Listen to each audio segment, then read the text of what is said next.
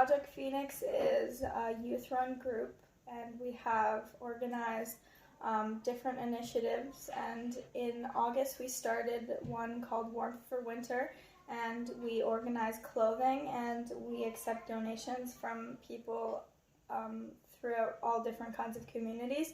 And we organize outreach events for the homeless, and we distribute hot food and clothing to them. And human warmth. That I think that's the most different thing, is that we do, on top of the outreach, we talk to them, we give them conversation and human dignity. That's what differentiates Project Phoenix the most, I think, apart from the hot foods. Yeah. So you guys had some pushback in Hamilton and Woodstock. Tell me about that. So we were doing an outreach event. What was the date? It was January 19th. It was January just 19th. strictly an outreach, right? In Hamilton, there was no affiliations or anything like with anti-mask or anti-lockdown. We were just doing an outreach event for the homeless, and we had, I'm pretty sure it was about 9 officers Some and were some by by law. law. We don't know which ones were. They came and they told us that what we were doing was, I guess, the fact that they ticketed us was saying that it was illegal. But they said that since we're not at home, because we are in a stay-at-home order, they had to ticket all of us, except for me, I guess, which is kind of confusing because I told them that I was the event organizer. I asked 3 different police officers why they wouldn't ticket me, and none of them gave me a reason. But everyone got fined $880. Yeah. All of our 14 volunteers that night. And I don't know if there's confusion as to whether some of the homeless were ticketed or not. Mm-hmm. But the police report on Hamilton police page said 18 people were ticketed. So who are the other 4? We don't know. I do know for a fact that they were pushing the homeless away, right, Phoenix? Because we saw the police officer saying to one man, and I think my friend does have it on tape, saying to the one man, "Go home, get out of here, you can't come."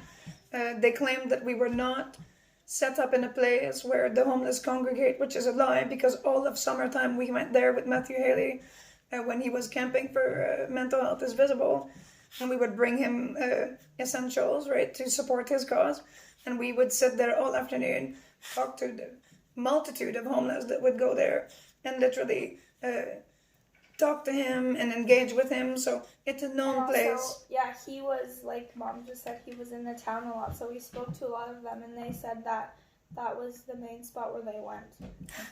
Despite that, we have found out the police did tell them to stay away because some group there had called in and said that we're hugs over masks or whatever, which we were not. So they claimed we were protesting and that we didn't feed the homeless, which is a big lie because that's all we did. We had 14 volunteers there. We had chili, soup, 3 camping stoves. And what happened in Woodstock was we got messages from... Well, Woodstock, you have to explain that Woodstock was an outreach event, but with a side of protest. So the kids are fed up with not having school.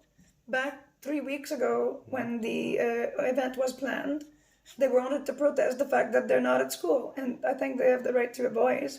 So they called it the kids' protest, in which they were going to protest the lockdown as it affects the homeless and the mental health of kids. Yes. What else? The fact that you guys were locked out of school for no reason, and we had said that we are going to bring a cake and celebrate every child's birthday because everybody Basically, what happened at first is they said that they would fine me or charge me, and then when we arrived there, they all said that there would be no fines being handed out to anybody. And then at the end, when we were kind of just starting to finish up, they used people's license plates that were parked right around the area, and they got all their info and ticketed. I'm pretty sure it was 6 people. Well, me and Mary Mack got a summons, and she wasn't an organizer. She was just a friend that I have in the town of Woodstock. They declared her an organizer. So I'll back on that, Phoenix, if you will, because I think that it's not necessarily explained to the detail. I think when we planned the Woodstock event, the Sergeant Adam DiCola, who is in Woodstock, he's in charge of the community affairs stuff there with the police. He had contacted me, having seen the flyer, I guess, and said that they would help by being the liaison between us and the city to keep everything peaceful. And we said, that's great, right? We thought they were amazing. So a couple of days later, Phoenix had received some private messages from people that live in the town of Woodstock, trying to push her back, trying to tell her all kinds of nastiness, which I forwarded to the police to document. No response. No response. Then Sergeant DiCola called me on the Monday and said, I need to talk about what's going on, because now we're going to be fining you. Basically, fines and charges will be laid if you persist in wanting to do the event. I believe that feeding the homeless is essential. It is something that is ordained in the Bible by our Lord Jesus Christ, who said to feed the hungry and to tend the sick. So that's essential. No one can take that away. And protesting is a thing that is essential also by our Charter of Canadian Rights. Whether you are a child or an adult makes no difference. Nothing was violent, right? A protest. We had one sign at the Woodstock protest and it said, underwear is essential. Well, actually we had two. It said underwear is essential, and there was one other person that brought in, it said faith is essential. That's right.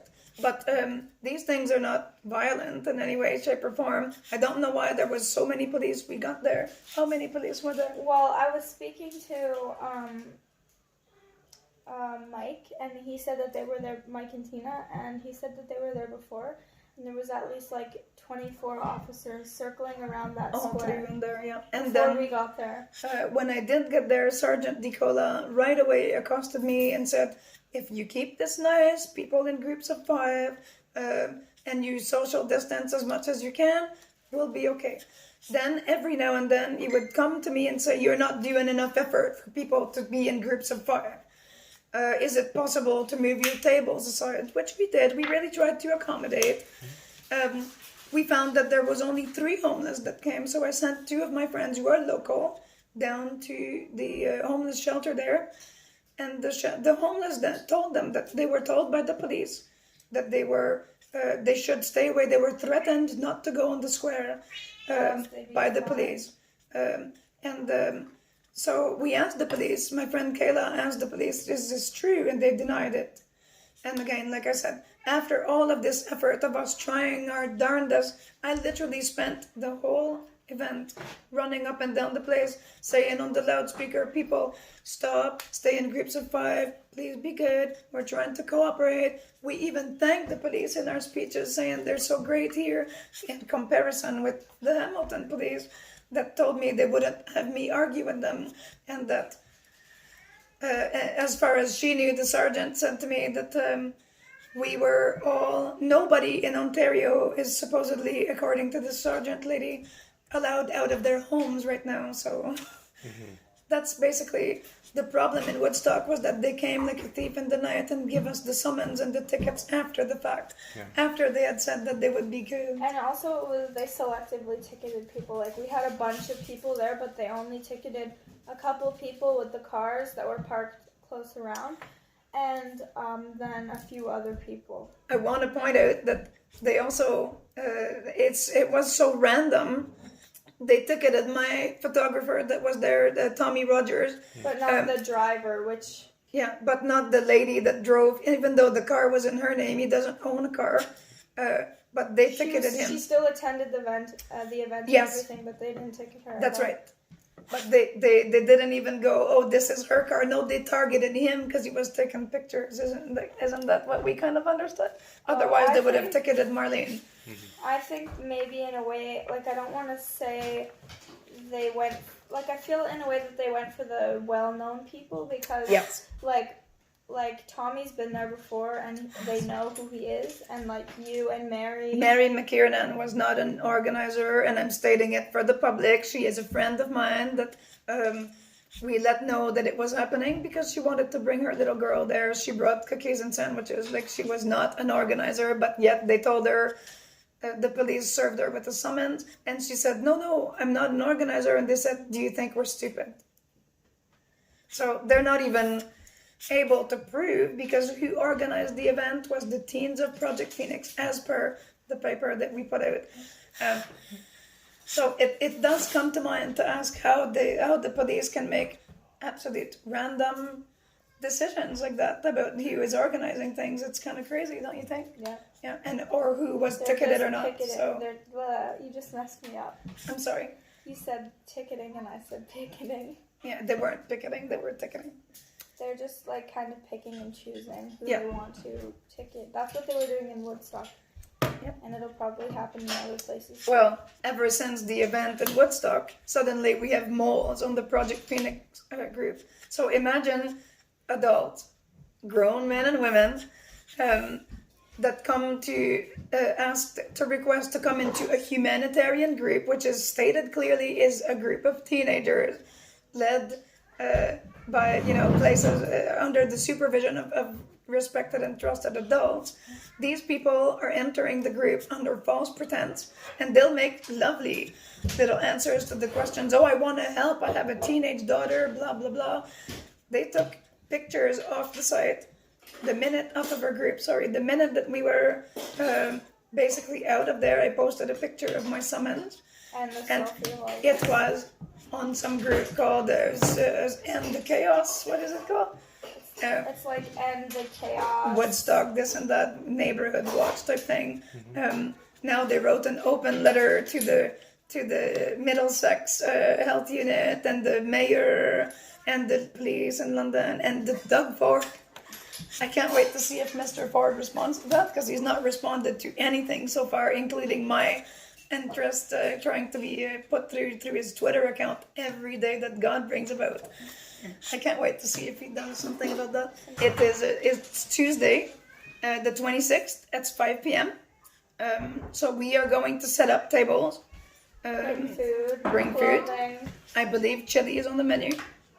We'll have boxes of clothing, coats, boots, mittens, and hats like we normally have. Sandwiches and takeaway It's lunches. just outreach. It's not a protest. Actually, the flyer says it's a protest, but you know what? We're willing to condescend a little bit and say we're not going to bring a loudspeaker. We're going to bring a big birthday cake and still celebrate the kid's birthday, right? Yeah. Because that's something they can. If you're already eating, like, Cake is cake. there's at least 10 child volunteers there that go with their parents. So we have a birthday cake. We're gonna bring it. We're gonna sing happy birthday, and I think that I'm gonna still allow the girls to speak on the megaphone, so that we don't disturb neighborhoods. But still we're trying to concede and to be nice, and still have the girls express about mental health, because mental health is still important. We realize that. It's moot point about the school because the kids are returning to school, so that's but also, fantastic. even if you're going to school and you're trapped in your house all the rest of the time because of the stay-at-home order, it's still not good for kids' mental health either way. I agree with that, but we're gonna stick it to the mental health issue and basically lockdown, curfew in Quebec. We're really upset about the curfew in Quebec because it's made that a friend of mine died up there in Montreal in a porta potty. And another person died laying on the ground near the shelter because their shelters are closed. We will still endeavor to stand in solidarity with Quebec. That has not changed. But yes, we are going to be having, in fact, a protest / outreach event. We endeavor to feed the hungry. Whoever you are, you don't need to be homeless. You can just be hungry that day and it will be perfect. I have chili and soup and buns. Hopefully my husband baked some nice buns. Anything else? We'll still celebrate every kid's birthday and sing happy birthday in Victoria Park. We will probably gather where they have the bandstand, I guess.